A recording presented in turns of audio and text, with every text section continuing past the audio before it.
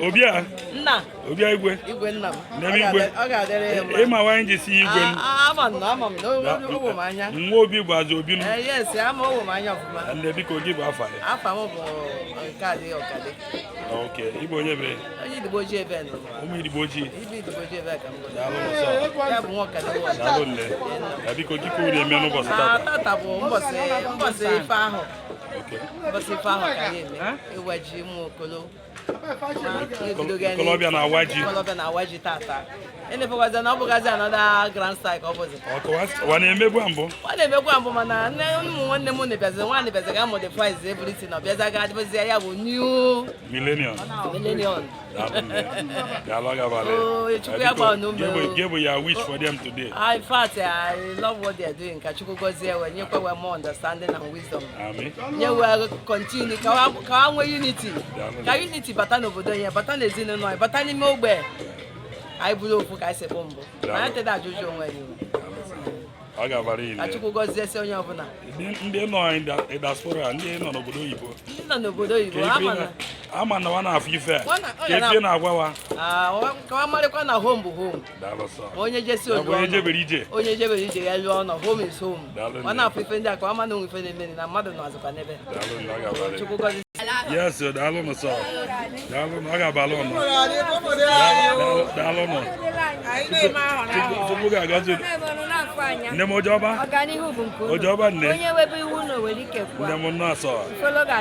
ngị gwa na-ekwu okwu a gị bụ afa anyị erizie afọ Igbo afọ oyibo m bụ Teresa Ikezu daalụ nne ọ ga-abara ọ ma atụrụ ya ọ ma bụpụghị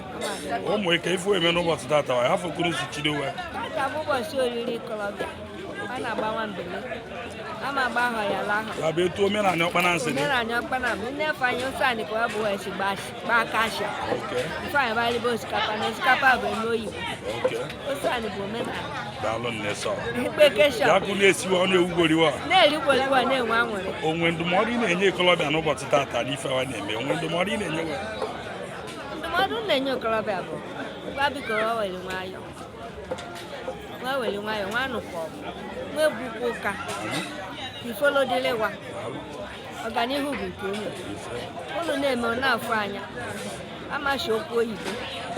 ifolo onye bụ okorobịa Chukwu enye ezinụlọ mụta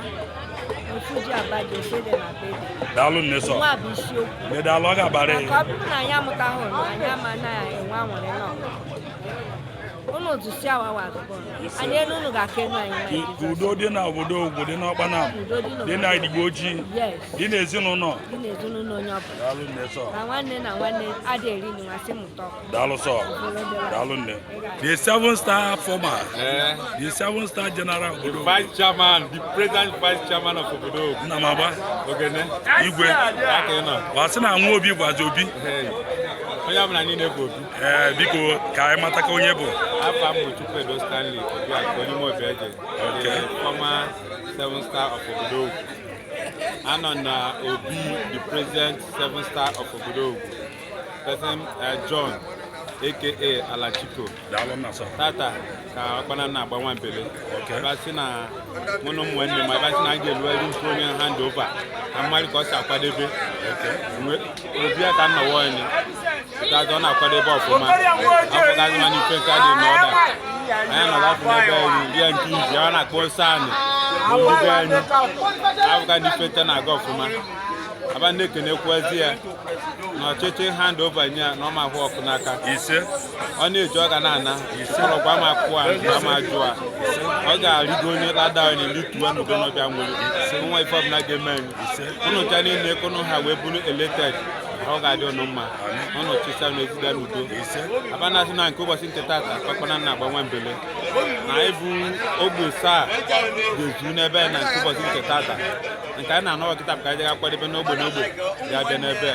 ka mmemme bịa megie